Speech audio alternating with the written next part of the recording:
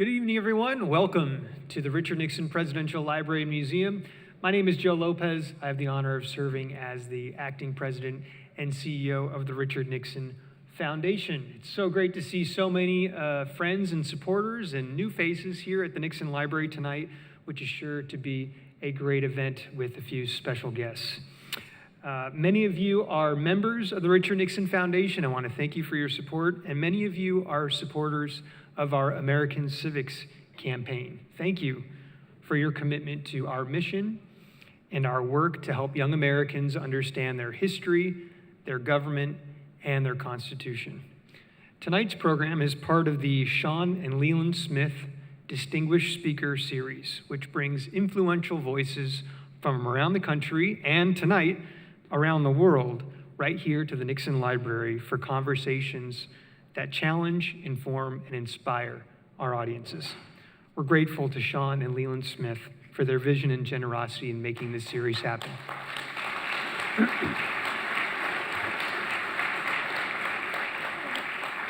And tonight we have one of the most recognizable voices in the world, Mr. Piers Morgan. He is the host of Piers Morgan Uncensored, a show that has become a global arena for fearless debate, bold opinions, and major news. Piers has interviewed presidents, prime ministers, and cultural icons from all over the world. And tonight, he's here to share insights from his brand new book. You all have it in your hands.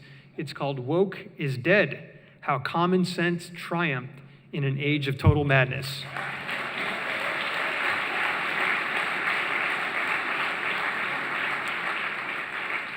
It's a very timely look at truth, at free speech, at reason, themes that connect directly to what the Richard Nixon Foundation is doing with the American Civics campaign. Common sense and critical thinking are making a comeback, and they're needed in America today. Joining Piers tonight is our good friend Jennifer Horn. You know her as the voice of The Morning Answer on AM 870 Salem Radio right here in LA and Orange County. Please join me in welcoming Piers Morgan and Jennifer Horn.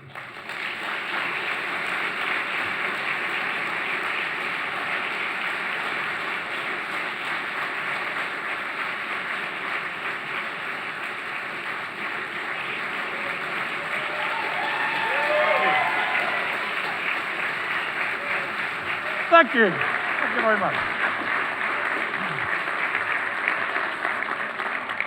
I just want to say, when the title of your book gets a round of applause, you know you've chosen the right title.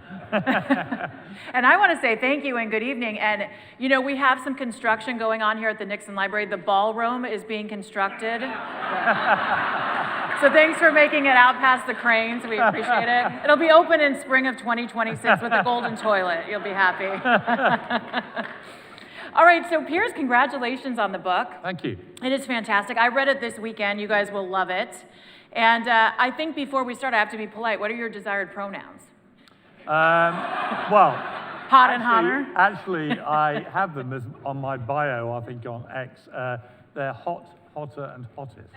So, and whenever I meet my woke friends, I do insist on them using them. So these angry little joyless wokies have to look at me and go, hotter, hottest. It drives them nuts, but you know, they have to respect my pronouns. So, all right, so hottest. Hottest will do fine. Okay, I like it. So obviously there must have been a catalyst for you. I mean, there's a lot of craziness. We all know that. Woke culture has exploded. Thankfully, it seems to be coming back to the center again. But what was the catalyst where you said, this is the book I have to write, and this is the time I have to write it? So I was walking through Kensington in West London, beautiful place, and an Australian lady came up to me, and she said, "Mr. Morgan, I hope you don't mind me interrupting your morning walk," she said, "but these wokies," I said, "yes." She said, "they just want to suck the joy out of life. Don't let them get away with it." And I thought, bingo. That's exactly what it is. If you think about it, the woke mind virus, as Elon Musk calls it, is about sucking all the joy out of life. They basically want to stop us all laughing at jokes, enjoying television, enjoying movies. They want to tell us how to dress, how to speak. They want to bully us into apologizing for absolutely everything. We can't revere any historical figures. They're all damaged, and so on and so on. And if you put it all together, well, what are you left with? There's no point being here, is there? You can't drink, you can't do anything, you can't do anything fun. Right? Who wants to be a wokie? so I just remember thinking, all right, we've got to do something about this. We can't just let this just take over our lives. And it felt like, to me, there was a kind of an irony about it, because if you ask the average, very woke left, so-called progressive, I call them regressive, person, you say to them, right, what's the thing you hate most in the world? And they go, fascists. Okay, and they call everybody fascists. They would call all of us fascists. They call me fascist. They call Donald Trump not just a fascist, but a Nazi, and so on. Everyone's either a Nazi or a fascist in the woke world. And yet, look at the way they behave.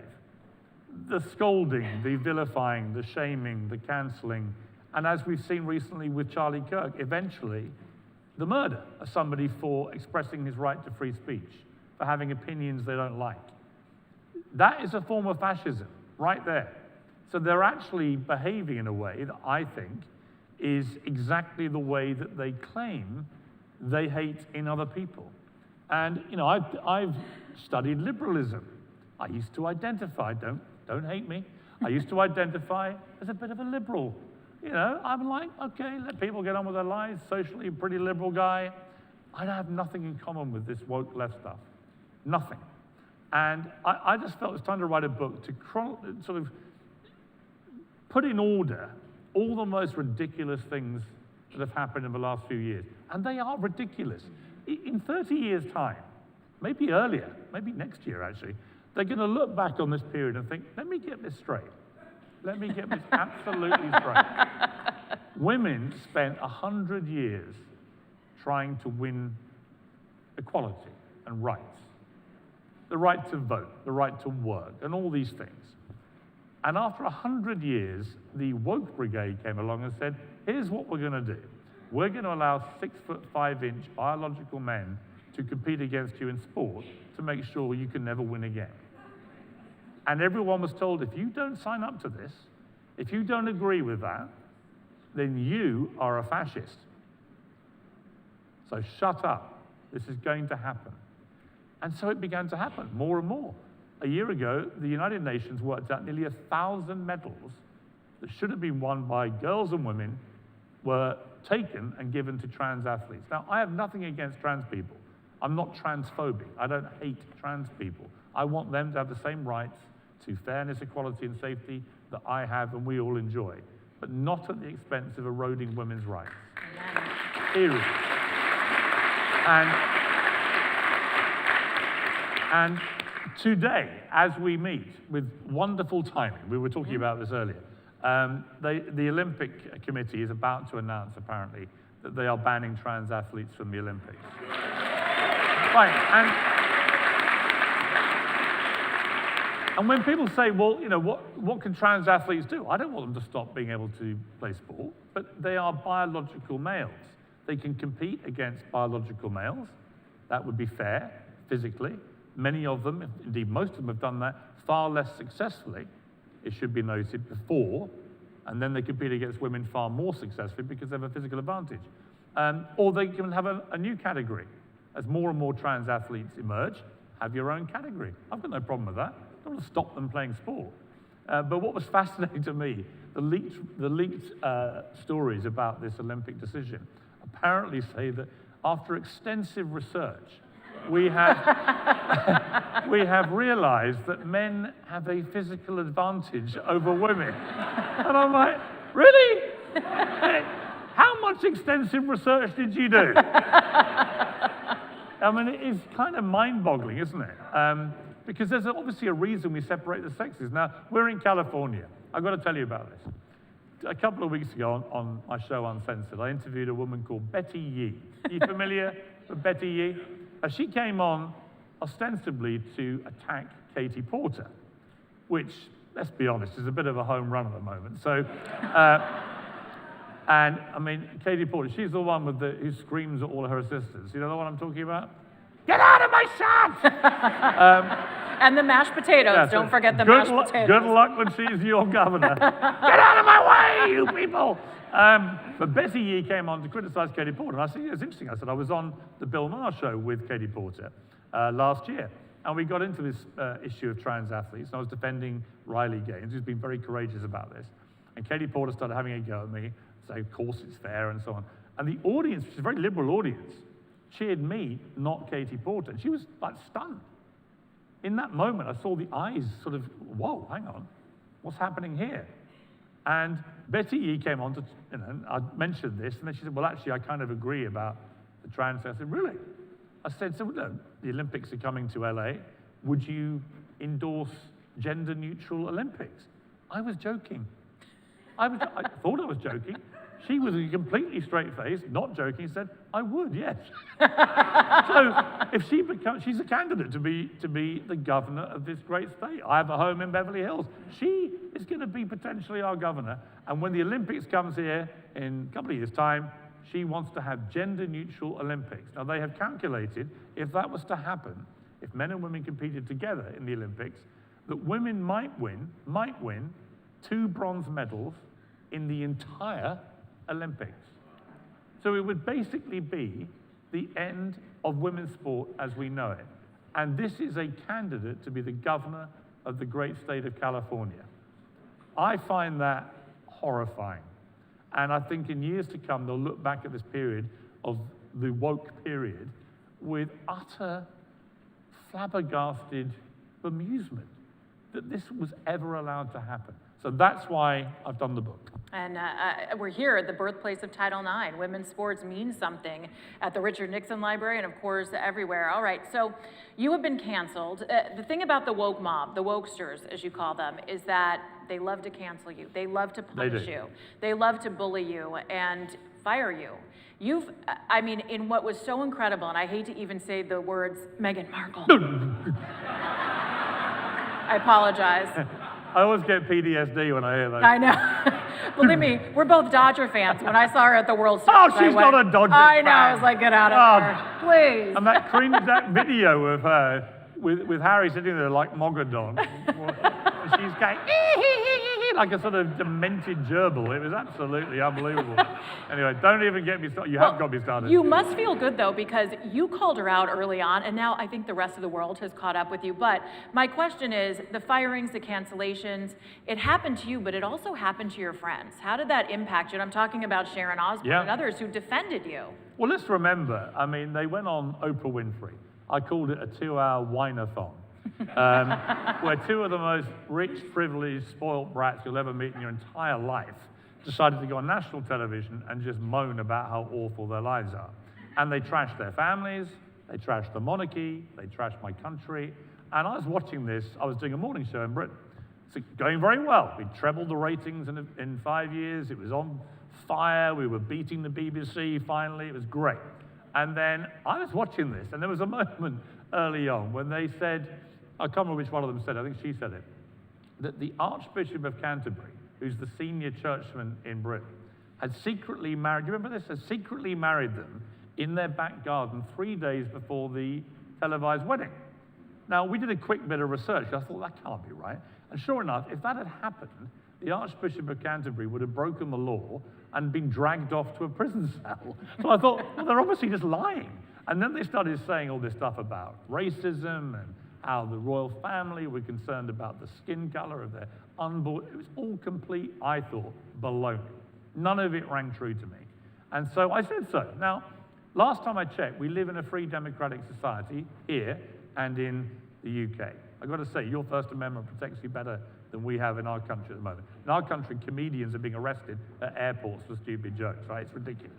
But I just remember thinking, I don't believe it. And I said so, I just don't believe it. The other guests on the show believed it. Okay, whatever. I'm entitled to disbelieve you. I can disbelieve you or any of you. You can disbelieve everything I'm saying right now. We are allowed to do that in a democracy. But I wasn't allowed to do that. 57,000 wokies reported me to Ofcom. We have a television regulator in the UK called Ofcom. You don't really have that here, so it's a different kind of thing. You kind of do a bit, but Ofcom accepted these complaints, 57,000, a world record number of complaints. Congratulations. You know, we're into the Olympic build-up. I was quite chuffed with that, you know. If you're going to go big, then go big. And then an interesting thing happened. I was told, look, if you apologize to Meghan Markle, who had wronged the female boss of my network, and apparently had then sent a letter which began, I write to you as a woman and as a mother. Uh-oh. You've got to fire him. I was like, ooh. So I was told, look, if you apologize to Meghan Markle for disbelieving her, you can stay. You can keep your job. I said, and if I don't, then you have to leave. I said, you know what? I'll take the leave option. And I walked out that moment. And what's been interesting is that 5 months later, Ofcom came back with their report into these world record number of complaints. And they rejected all 57,000 of them. They said it would have been a chilling infringement of my free speech rights to not be able to say what I said that day, because it was an honestly held opinion, should have been allowed to say it. But why was a media company being told that by a television regulator? Why hadn't they worked that out? You know, and now, the irony of ironies, I would now be fired if I believed Meghan Markle. That's true. So look, I wasn't really cancelled. It turned out I then landed the biggest deal of my life on the back of it because people rallied to support me, which was great. I was very grateful. But what happened to Sharon Osbourne was really disgusting. That she was co-hosting The Talk on CBS, had done for 10 years. A job she loved, a job she was really good at. And I don't know if you remember this particular episode, but Cheryl Underwood, who was one of her co-panelists, a black panelist, because it was important, I think, because she played the race card against Sharon. And she said, Sharon, why did you support someone who said racist things? Me? I'd never said a single racist thing about anybody, let alone Meghan Markle. Go and check. There is not a record of a single racist sentiment I've ever expressed. I don't care about her race, her skin color, or anything. I just care that she's incredibly annoying and trashes and trashes the royal family all the time. I can't stand it. But it has something to do with her skin color. And Sharon said, what are you talking about? What racist things? And then there was this awkward standoff, and Cheryl Underwood had clearly prepared all this, then said, well, it's not so much that he said racist things, it's just the way he said things, you know, was like that. And Sharon was like, what are you talking about? So they then have a commercial break, and it's all getting very tense. And it got really tense. And eventually Cheryl Underwood said, well, look, I don't want you to think I'm accusing you of being racist. And Sharon said, I think you'll find that ship has sailed. And sure enough, it had. Sharon was immediately branded a racist for supporting a racist, even though I'd never said a racist thing at all. And then she was bullied by the woke mob. She received death threats. She couldn't leave her home. She was absolutely traumatized by this. Then they bullied her into making a public apology where she wept and apologized, made no difference. The mob kept coming, and she got fired. For what? For defending my right to free speech. She didn't even say she agreed with what I said. And she got fired, and she had the most traumatic year of her life. You know, nearly took her life. I mean, think about that.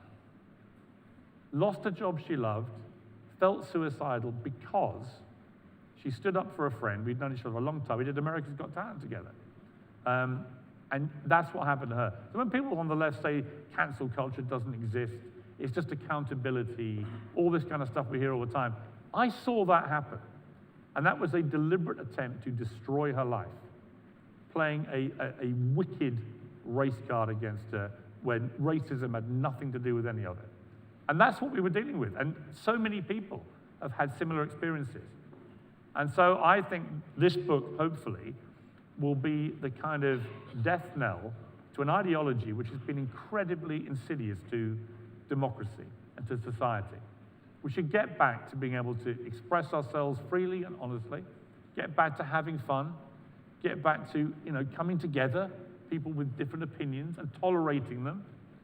You know, I grew up in a country pub, and in my pub, it was very egalitarian. You'd have the lord of the manor, and you'd have the local bricklayer or carpenter, and they'd all be the same, and they'd all be drinking, they'd all be arguing, and then at the end of the night, they'd hug each other and go back home. What happened to that? What happened to those days? I want to get that back. And I think we can We just have to play whack-a-mole with the wokies. So every time a wokie raises their joyless head, boom, we whack them back. Okay, so let's talk about what caused, like, maybe it had to get so bad for it to start to get better. It seems like everything came to a head during COVID. You had Black Lives Matter, you had George Floyd. What was it that brought that perfect storm of wokeism? Well, people were at home, they were angry, they were on the internet all the time, they wanted to feel like they were, I don't know, getting attention. And we live in a very attention-seeking era now, driven by social media. It's a very me, self-obsessed era. I was talking backstage about the lack of civic duty that so many young people in particular seem to have. The only duty they seem to feel is to themselves, but at the same time, they're anxious, they're depressed, some of them are suicidal. There's a real issue going on with young people, and their brains are getting scrambled by all this negative dopamine from, you think when I was a teenager, you had no way of seeing gruesome images from war zones and stuff. Everything was, you were protected. Now think about it, I've got 4 kids, they see everything. They've seen the most terrible things from Gaza, from Ukraine, from all these things. And add to that, you then have what I call the sort of rabbit hole stuff that goes on, where they get on the social media and they get led deliberately by the tech companies through the algorithms down these rabbit holes, and then they lasso themselves to groups that may be very nefarious in their intention. They want your money, they want your clicks, and all the rest of it. And before you know it, they get radicalized. I really do think a lot of the woke left have been radicalized. Now, I'm not saying it doesn't happen on the right, it can do. The extreme right have their own issues, but the radicalization of so many young people to this so-called progressive woke left was pretty scary. They really did turn into a bunch of fascists. And I think that's what, the reason I say I think woke is dead is not that it's actually dead yet, but it's certainly dying. And Donald Trump's re-election to me, I talk about this in the book because I ring him the morning after he wins. I think he made a little comment in his speech when he won about that there was a core of common sense which drove him back to the White House. I completely agree. Whether you like Trump or not, I happen to like him. We've had a long 20-year relationship. I was his Celebrity Apprentice the first time you may remember. I like that. Thank you. Thank you. Some of you are too young to remember, but all I remember is that just before he made me his Celebrity Apprentice, it was the first season of the Celebrity one, and he said, Piers, you're vicious, you're tough, you're possibly brilliant, I don't know, he said, but you beat the hell out of everybody, you're my Celebrity Apprentice. And when he became president in 2016, I sent him a note. Donald, you're vicious, you're tough, you're possibly brilliant, I don't know, but you beat the hell out of everyone, and you're the President of the United States. But I do think Trump, what I think his qualities, and there are lots, look, he's not perfect. He wouldn't even claim in some way, actually he probably would claim he's perfect, but he has a style about him where there are lots of things about him, particularly that last year, which I think are really admirable, as everyone was trying to jail him for absolutely everything, as everyone was trying to literally assassinate him, as people were trying to throw everything at this guy to stop him in his tracks. He just showed remarkable mental strength and resilience. You haven't got to like him to appreciate that. And I thought when he stood up after he got shot and said, fight, fight, fight, that was an amazing moment. And I spoke to him a week later, and I said, I think that's the moment you've won the election. I think a lot of independents went, wow, that's badass to do that. It was, and it was ballsy, And at least with Trump, you know what you're getting. He's doing now what he said he'd do. You may not like it. Some of it's a bit too blunt for my liking, but a lot of it, take the southern border. I say to my liberal friends, how can you not look at what he's done on the southern border and just think that is a tremendous success and a great thing for America? And even then, they won't give an inch. They'd rather hate him. This Trump derangement thing is a real thing. They're so just hateful about him, they can't ever give him credit. And there are lots of things I could criticize him for, but you've got to give credit where it's due. And I think at the core of Trump is a core of common sense. If he wasn't Donald Trump, and he went out there to most countries right now, and he said, right, I'm going to cut your taxes. Oh, that's nice. I'm going to strengthen your border. Oh, That sounds good. I'm going to be tougher on serious crime. Whoa, thanks, finally. Someone's doing that. I'm going to engage in fewer foreign wars. Blimey, really? This is great. And then you go through a checklist, and eventually you go, yeah, I quite like the sound of that. Trumpism is not a bad thing. And I just think that this core of common sense was the antidote the world didn't realize it needed for the woke mind virus. And that they had nowhere to go because after 4 years, or 8 years, including the first 4 years when he served, and then the 4 when he was out of office, of telling us all he's the new Hitler, he's this, he's that, he's the worst thing ever. We saw Nancy Pelosi last week calling him the worst human being in the world, which will have come as news to Vladimir Putin and Kim Jong-un, right? And the Ayatollahs in Iran. So a ludicrous overinflation, in a pretty hateful way, actually, from the so-called Be Kind party. And, so I think that the woke mind virus has had its antidote in the form of Trump, and it's returned things to a more even playing field. And thank goodness for that. And so I just think now as we go forward, the danger is don't let it get, it's like weeds in a garden. Everyone who probably a lot of gardeners here, and the weeds, you have to get rid of them quickly. Don't let it come back and be the scourge of our society again, because it really was a joyless scourge. We're finally on day release, and we can go for full liberation. Wouldn't that be nice? It would be nice. One of the things that you talked about in the book is something that's been close to my heart too, as a problem that I really identify in our society, and that is that we have a man problem. And we are no longer raising, or we weren't at least raising strong men. And then, God forbid, if you were a strong man, you'd be called, exhibiting toxic masculinity. You talk about this in the book. Civilizations have collapsed without strong men. And well, what is it? What even is toxic masculinity? It's a great question. I don't believe it's ever existed, because masculinity is not toxic. There's nothing wrong or toxic about being strong, about being having a natural desire to protect others, to hunt and provide, to be stoic, to be tough when it's needed, to be empathetic when it's needed. These are all masculine qualities, right? I don't think most of the men in here would recognize the word toxic when they're being masculine. So I think it's been hijacked, that word. There are bad men. Here's a secret. There are some bad women too. Some of them may be in this room. Yeah, I see a few. I'm looking around, I'm thinking, yeah. But that's the reality, and we don't call bad women toxic. Well, actually, some of them do, but it's not used nearly as much. I had a guy called Chris Williamson come on my show recently. Really interesting podcaster, English guy. And he was talking about all the things in the news headlines that have been blamed in the last year on toxic masculinity. It was everything. It was Trump, it was Brexit, it was, drug problems, it was, what was it? The funniest one was people saying hello, which created microaggressions, right? It was like literally everything was down to that, to toxic masculinity. Even if I said hello to someone in the wrong way, I'm being a toxic male. What a load of crap. Right? So we should get back to celebrating masculinity. Do you remember the Gillette advert? Yes.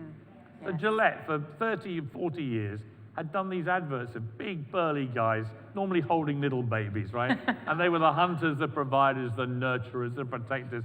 And let's be honest, ladies, you all looked at those guys and went, that's a proper man, right? Exactly. That's a real man. And so Gillette thought, yeah, we've made gazillions out of promoting real men, doing manly things, so now we're going to make all men feel ashamed of themselves. So they flipped the whole thing round. And their new campaign was basically a mashup of imagery of Harvey Weinstein. And it was kind of like, either prove you're not him, or we're going no further with you people, you men. Think about that. The presumption that we're all monsters, unless we can prove otherwise, from a company selling shaving cream. So what happened? Well, what happened was people like me who would select customers for 30 years went, all right, I'm not buying your product. $9 billion off the bottom line later. Guess what they did, everybody? They did a screeching U-turn and went back to the big burly guy clutching the baby. And that's been happening a lot in corporate America. You know, when we had Bud Light being promoted by Dylan Mulvaney. Ridiculous. Absolutely ridiculous. And although I'm not a natural supporter of guns, as you may remember, Kid Rock firing at the bottles of Bud Light was funny. He did it for all of us. And he is a good shot. But, you know, again, what were they thinking? It's like this mockery of men, this downplaying of the role of men, the attack on masculinity. I don't think women want weak, whiny, weeping, woke wastrels in their men. Do you? No. No, of course you don't. Of course you don't. So fortunately, again, woke is dying, real men are back, we can be proud of being men, and women get their men back. Who loses? So on that note, did Me Too kill dating? I mean, how do people date anymore with this Me Too stuff? Well, Me Too was, you know, I wouldn't diminish the importance of it in exposing some bad people. It did, no question. But like all these things, the pendulum swung way too far. And now, the stats are really worrying. Like, it used to be that, it'd be interesting actually, how many people here met their partner in the workplace? I've seen videos on that now. Okay, so quite a few hands, right? It used to be that 40% historically of people met in the workplace, met their life partners, their husbands, their wives. Now, hardly anybody does, because everyone's too terrified of trying to start a romance with a co-worker or whatever. A lot of men in particular, I read some startling statistics about this, it's in the book, of the number of young men who have no interaction with women whatsoever. They're too terrified. And they're stuck at home, and they've got the internet with porn and all the rest of it. And these are becoming lonely, isolated young men, disenfranchised from actual physical contact with people. That can't be good. That's got to be a bad thing for society, with populations around the world decreasing fast in the next 50 years to dangerously low levels. What are we doing? What are we doing by making young men feel so disenfranchised, making them hate themselves so much they daren't leave their front door? So we've got some big correcting to do. It's not just an American problem. We have the same in my country. But we've got to take this seriously. I've got 3 sons. I want them to feel confident about walking out the door with their head held high, not ashamed. But we've shamed a generation of young men. I think it's really, really damaging and has to stop. Yeah, I think you're right about that. Now, something I learned is that you live in California you said about a third of the time. Yes. And while I do see that woke is dying, I agree with you. I think where people are waking up, common sense is starting to reign. You may have noticed in Los Angeles, we take a little longer to get there. It's the understatement of the year. But particularly when it comes to the Palisades fire, some of the stuff that we have seen, many of you, I mean, everybody in this room was probably touched by someone who lost their home during the Palisade or Eat My fire. manager lost his home in the Palisades. It's really incredible how that is true, and it's horrifically sad. And as we're kind of digging out now, we realize the issue that DEI was in the mismanagement of LA, the mismanagement of California, and it cost people everything. Do you have hope that California is going to see this too, and it will course correct before it gets worse? I mean, possibly, but when I interview people like, you know, Betty Yee, you do and wonder. Katie Porter are really... You do wonder if the penny's dropped. I mean, I think the thing about DEI, the best description I had of it recently was a guy called Stephen Pinker. You might know him, he's a very smart guy. And he said the problem with DEI is it became like the Holy Roman Empire became. Neither Holy, Roman, or an empire. DEI is supposed to be diverse, equitable, inclusive. It ended up being not diverse, not equitable, and not inclusive. And that's the problem with so much of the woke stuff, is that it's riddled with hypocrisy and double standards. It professes something to try and solve a problem, but creates another one in the process. And that's been my problem with it from the start. And I think DEI, look, what do we want in society? You want to have equal opportunity for everybody at the grassroots level, right? You don't want anyone to not have an opportunity based on their gender or their skin color or anything. Everyone gets a fair crack. It's the American way, by the way. It's how your great country was founded. All comers come. We won't judge you. You come and you build this great country. But what you don't want is once the ladder of progression starts rising, you don't want to promote mediocrity over meritocracy. You want the best to rise to the top. And where you have, there's a reason all these companies are ditching their DEI policies. They have realized that it's having the opposite effect of what they thought it would have, right? And they were all bullied into doing it. Again, by the woke mob. If you don't do this, if you don't have all this box ticking, if you don't promote people based on their skin color or their sexuality or this or that or any other metric you want to do other than actual ability, if you don't do that, we're going to cancel you. Terrifying ideology. But now, very quickly, again, why I called it woke is dead. Companies across America are canceling these policies. They're going back to promoting people on merit. Everybody benefits from that. Everybody will benefit from that. America will be the greatest superpower in the world if it maintains a premium of meritocracy. Because the moment you lose that, your rivals, trust me, will be taking over. Because that's what they do. So I'm very glad that that has been reversed. I think that all of us are very glad it's being reversed. I mean, I can only speak as a woman who benefited from the schools in the United States raising strong women during the 80s and during the 90s. And I appreciate that, but when someone says, well, you have a job because you check this box, it doesn't become something to celebrate anymore. No one wants to strive for anything. And you reference in the book Ketanji Brown Jackson, the Supreme Court Justice. I didn't even know that was funny, but all right. She couldn't, do you remember? She couldn't even say what a woman is. That's the problem. Imagine being a woman who gets on the Supreme Court and you can't identify what a woman is. Absolutely extraordinary. It's not difficult, is it? Is it, ladies? I can think of a couple of ways to describe it. Yeah, I mean, you mentioned, it's interesting, I mean, you mentioned school there, education. You know the real evil that started all this stuff? Participation prizes. Oh boy, yeah. I hate those. I mean, you talk about putting mediocrity over meritocracy. If you tell little Johnny, who comes last in a race, he's getting a medal, what preparation does that give little Johnny for the real world? When, if he gets on to work for a company and he's the least performing member of the entire company, and he goes to his boss and says, where's my medal? He's not going to get one. He's going to get fired, right? And this is the reality. And we're not preparing our kids for the real world. So I would have banned, if I was Prime Minister of the UK, which, let's be honest, can't be far off. We've had some absolute clinkers in recent years. But if I was, the first thing I'd do is make it illegal to have a participation prize. And although I'd be slightly tongue-in-cheek, I'd be serious too. I just think that kind of thing is what started the woke mindset, where losing is better than winning or as good as winning, where playing the victim is better than being strong, where being strong is castigated, right? Because actually it's toxic to be strong. All this stuff.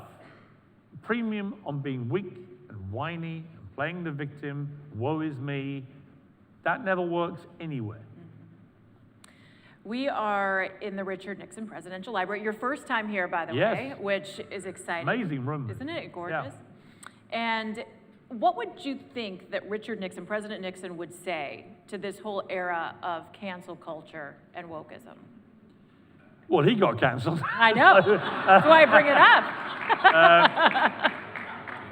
No, I think he would have found the whole woke thing completely ridiculous. I mean, like you said, he brought in Title IX, which gave women rights, right? The idea, when he'd done that bringing in rights for women in sport would be traduced within 50 years by allowing biological men to ruin women's sport would have been to him completely unthinkable. Unthinkable. And the best person about all this, by the way, is Caitlyn Jenner, who knows better than anybody. right? And he's brilliant on this issue. Caitlin told me she was playing golf soon after she'd come out and had the big Vanity Fair cover and stuff. I was playing golf, and they told her she could go off the ladies' tees. She went, but I'm still the same size I was last week. And I'm still hitting a drive 300 yards. If I got the ladies' tees, I'm hitting the green with every drive. And so she said, I'm going to go back. And went off the men's tees. Good for her. Just common sense, right? Doesn't need to be a big deal. She doesn't care if you misgender her. Right? I'm saying she because it's respectful. I don't care. It doesn't matter. That kind of stuff doesn't bother me. I think most of these pronoun things are ridiculous, but if a trans woman wants to be called she, it's fine. What you just can't do is diminish and erode women's rights. That's where I have the problem. And I think that is a common sense view about that issue. I like that. So the book is pretty declarative, woke is dead. So the question is woke dead? And if it is, what is your advice to the post-woke era? Well, I do my 13 rules for life at the end, which is a bit like Jordan Peterson's 12 rules for life. And I did 13 because everyone assumes 13's unlucky. But actually, if you study the number 13, in many countries around the world, Friday the 13th is a lucky day. 13 is a lucky number. So who decided 13's an unlucky number? Well, we did, but they didn't. They think 14's an unlucky number, or whatever it is, right? In other words, these things are all very arbitrary. You can find a lot of great things that happen on Friday the 13th, and some terrible things that happen on Thursday the 12th. And yet, for some irrational reason, we're all terrified of Friday the 13th. And so the point of it being that I think we should look at things in a much more glass half full kind of way. I'm always glass half full. Even though I've been through some stuff in my life where you would think the glass is empty, I always try and be glass half full, right? I just think you've got to be positive about these things. Whatever's happened to me in life, unless you are dead or have a terminal illness, everything is surmountable, everything. And I bet a lot of people here, perhaps some of the slightly older members of the audience, you know what I'm talking about. You know, we all go through stuff. And, you know, Rocky Balboa got it right in the 6th movie. Do you remember the Rocky movies? So the first 4 were great. Well, the first one was brilliant. The next 3 were great. The 5th one was an absolute turkey, the one with Tommy Morrison.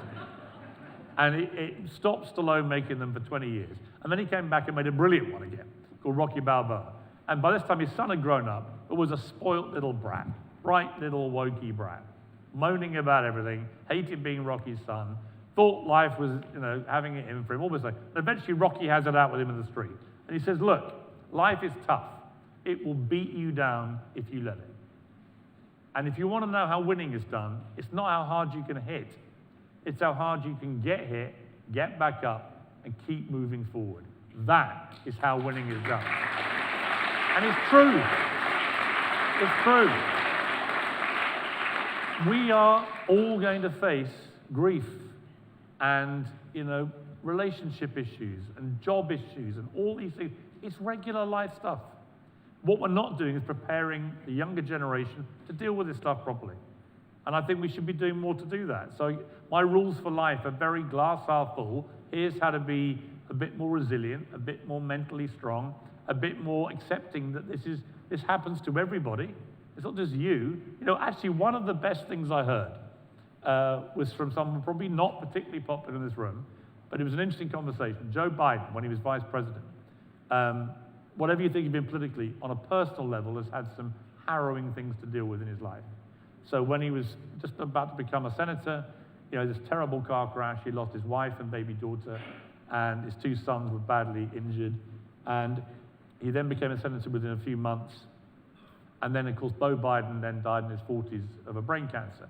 And I used to have Beau on my show at CNN a lot. And I wrote a column for the Mail about Beau Biden. You know, he'd been a state attorney general. He'd been a war hero in Iraq. He had a beautiful family. He was a really smart, engaging, charming guy. And I said, you know, this guy was on a fast track to potentially becoming president. And it's such a tragedy what's happened to him. And I'd never met Joe Biden, and he called me on my phone, out of nowhere. He's vice president. And I said to him, how have you dealt with these terrible tragedies in your life? I've been watching you this week, and you've shown incredible courage in just getting out there, and I'd seen him at the funeral and everything. He said, you know, it's interesting. He said, when my wife and daughter died, he said, my father sent me something, which in the moment I was really quite offended by. And he said, but then I grew to realize what he was saying. And he said, it's on my desk right now. I'm taking comfort from it with what happened to Bo. And what it was, his father had found in a flea market somewhere a Hagar the Horrible cartoon strip. And it was in 2 parts. And in the first part, Hagar the Horrible was in a stormy ocean, floundering on the rocks on his boat. And he raised his trident to the skies, and he said, why me? And in the second one, the gods shout back, why not? Right, and Joe Biden's dad sent that to him when he lost his wife and daughter. And he was quite like, in the moment, like shocked and like, what's he saying? What do you mean? Why are you trivial? And then he realized what it was about. You can't rationalize this stuff. Happens to somebody every minute of every day somewhere in the world. And how you deal with this stuff, if you're the one, you've not been singled out, it just happens. And it's how you deal with it will then determine how you lead the rest of your life. I've never forgotten that conversation. I thought it was such profoundly good advice. You know, why me, which is a big thing that young people do these days about everything. Well, why not? Deal with it. Get on with it. That's how winning is done. And that's how we win, and that is how we kill woke. Now, how about a big round of applause for Piers Morgan? Thank you.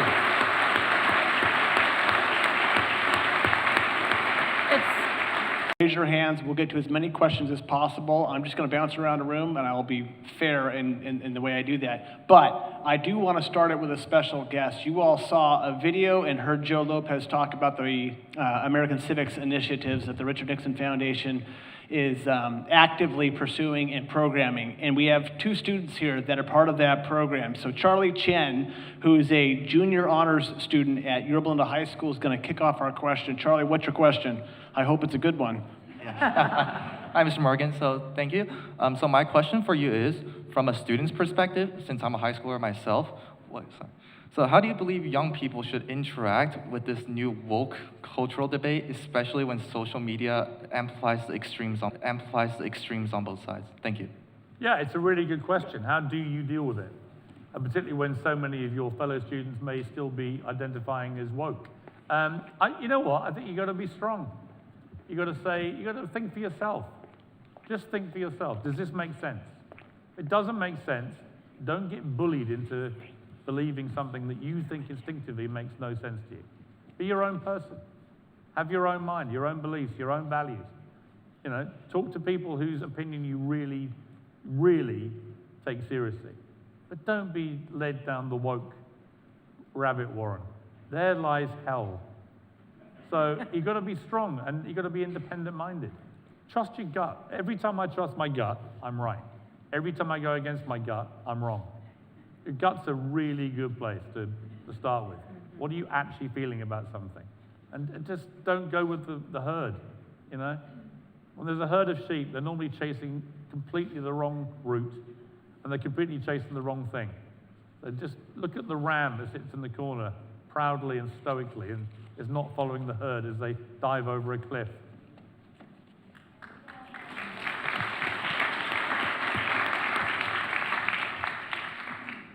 Great question, Charlie. Our next one. Hi, Piers. So nice to have you here. Thank you. As someone who shares a home in England with my British ex-husband, I'm a little concerned to go over there right now with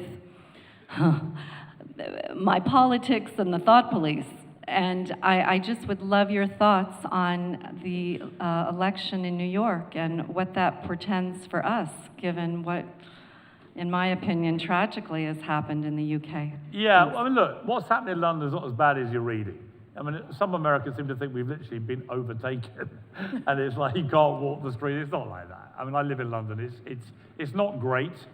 We've got some big crime issues with knife crime and stuff, and there are lots of issues about immigration we have, which have been sort of covered up, and the normal tricks used to avoid discussing it.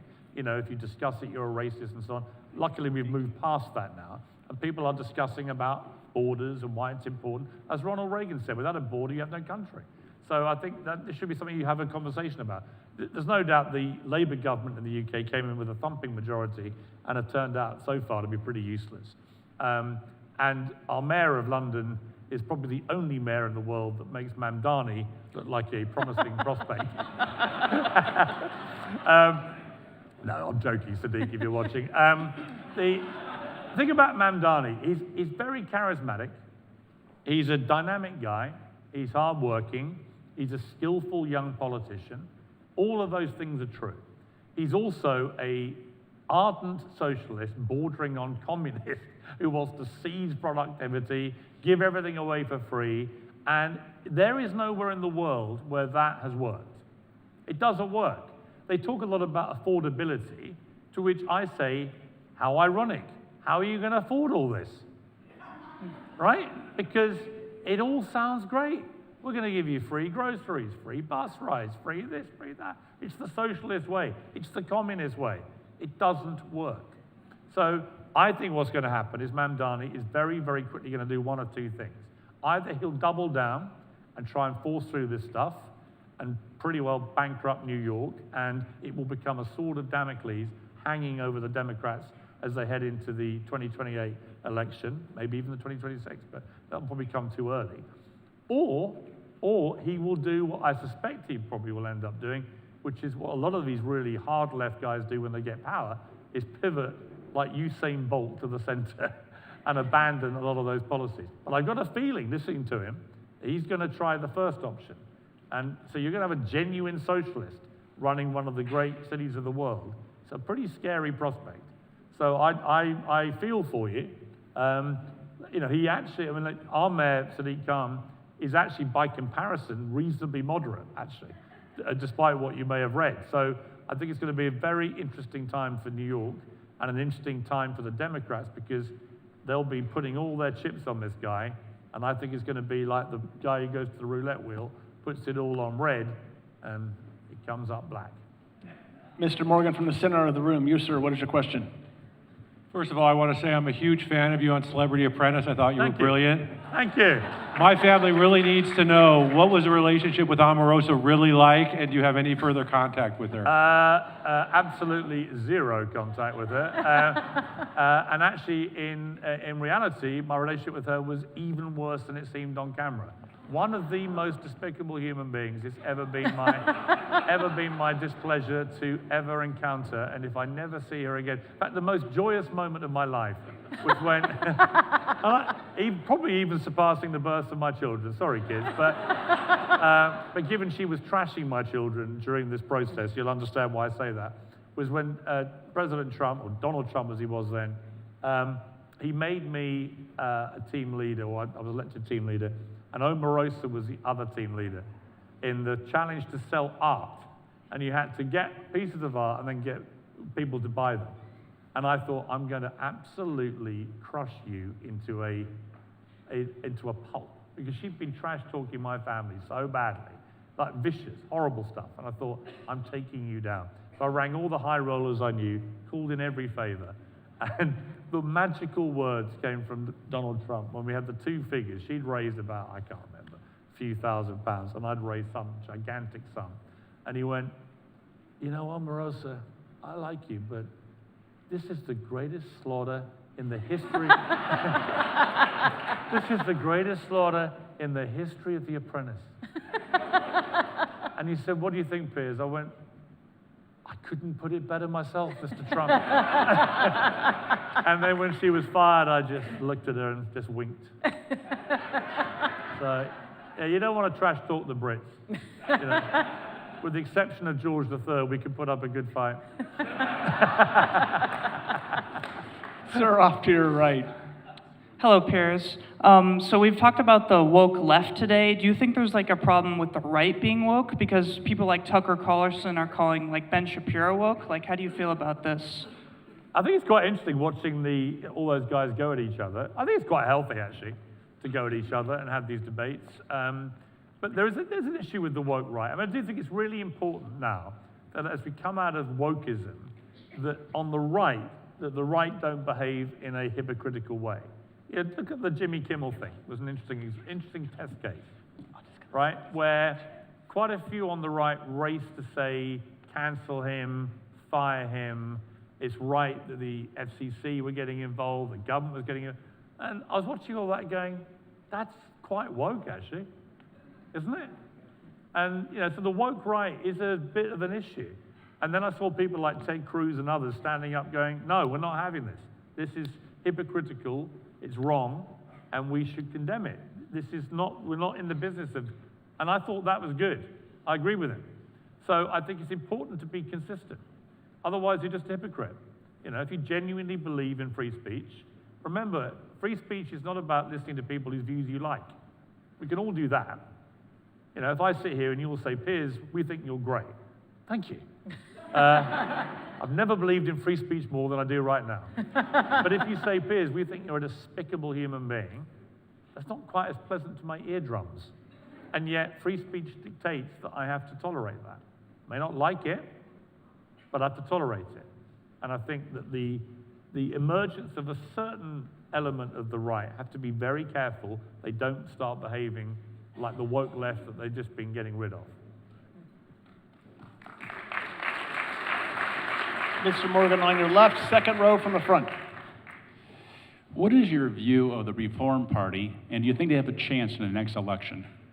They've definitely got a chance. I mean, if there was an election tomorrow, the polls suggest Nigel Farage would win. I think they're a bit of a one-trick pony in the sense that Farage spent 25 years trying to get us out of the European Union. The jury's still well out on that as to whether that's been a good thing or bad thing. I voted against it, but I was prepared to give it a chance to work. I don't think it's worked. Brexit, we're 8 years in now, 9 years in. I think it's been not a good thing for Britain. It's my personal assessment. But Farage is the best communicator in British politics, no doubt. And on immigration issues, he's been very strong, and I largely agree with him about a lot of that stuff. He goes too far occasionally, but he's not a far-right lunatic as the way his opponents like to portray him. And as things stand, he's got a very good chance of becoming Prime Minister, mainly because the main parties have been so useless collectively for years now. I mean, I'm crying out for somebody somewhere to come along and just get a grip of Britain, right? We need to be just in a better place. When the new Prime Minister came in, the first thing he did was say, I know things have been terrible, but they're going to get worse before they get better. What? What do you mean worse? How can it get any worse? Even if he meant it, they'd lie, right?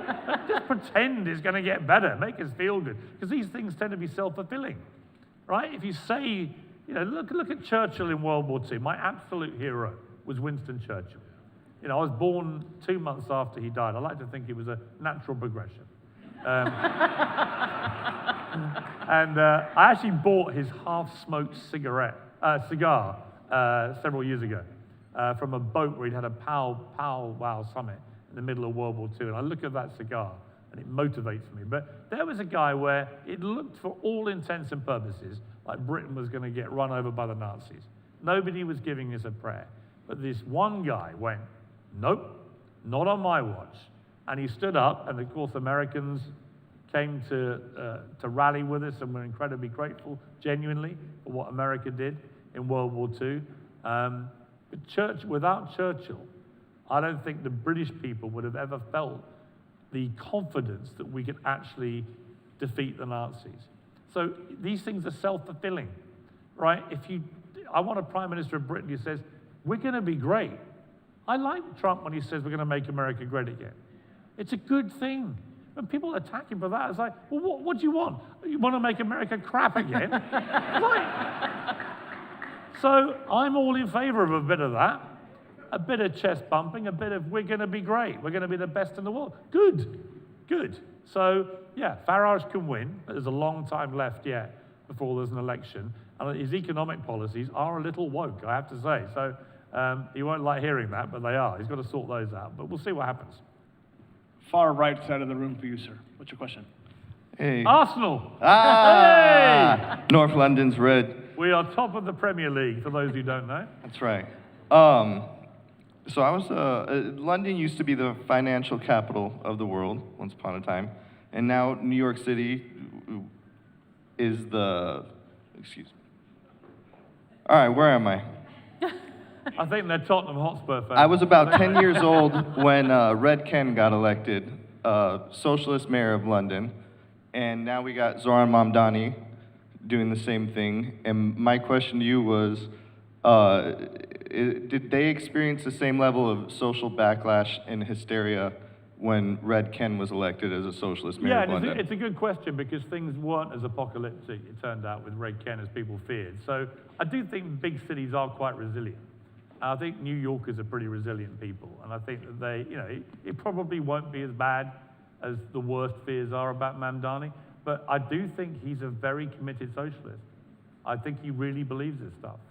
And like I say, there's this irony. It's all about affordability until you can't afford to do it. So it's going to be really interesting. I'm interested to see what happens. If he's a big success, it's a big problem for the Republicans coming to the next election. But I don't think he will be. We'll do one last question. You, ma'am, what is your question? Hi, Mr. Morgan. Thank you so much for coming tonight. Nobody calls me Mr. Morgan, apart from the police and my lawyer. Okay. So please, I'm Piers. Okay. Well, thank you so much, Piers, for coming tonight. My question to you is do you believe that there were bigger forces at play regarding Charlie Kirk's death? I don't know. What I do know about Charlie, I interviewed Charlie a few times, and what I felt about it, and I hope we get to the bottom of it, right? There's something that's a bit off, I think. For a person at the shooter's age, out of nowhere, to have one shot and be that accurate, and for this, and then none of it quite seemed right. I always believe let the investigation play out. Let's see where we get to. I still got big questions about the young kid who tried to shoot Donald Trump and grazed his ear. Right? We know nothing about that kid. Right? It's so weird. He left no digital footprint whatsoever. What young person leaves nothing? It's all a bit odd. So I think these are really important questions. But no, I think the great tragedy of Charlie, and in fact, it's a perfect way to end, because the great tragedy of what happened to him is there's a guy who believed in free speech so much that he would willingly, week after week, go onto university campuses, and he would engage with thousands of students who didn't agree with him. And he would encourage them to come and debate with him with a headline, "Prove me wrong," above his tents or wherever he was. And I've watched many clips from those. He's respectful, he's polite, he listens to them, he engages, he debates. Right? That's what a democracy is supposed to be. And then what happens? He gets shot for, we presume, his speech, because some of the bullet casings said anti-fascism thing on. Some deranged young kid has presumably heard the woke left call people like Charlie fascists for so long, they think it's their duty to kill the fascists. Why wouldn't they, if they're genuine fascists or Nazis? That's why it's so dangerous, that rhetoric. But I looked at it, I thought, what a dismaying moment for free speech that could happen.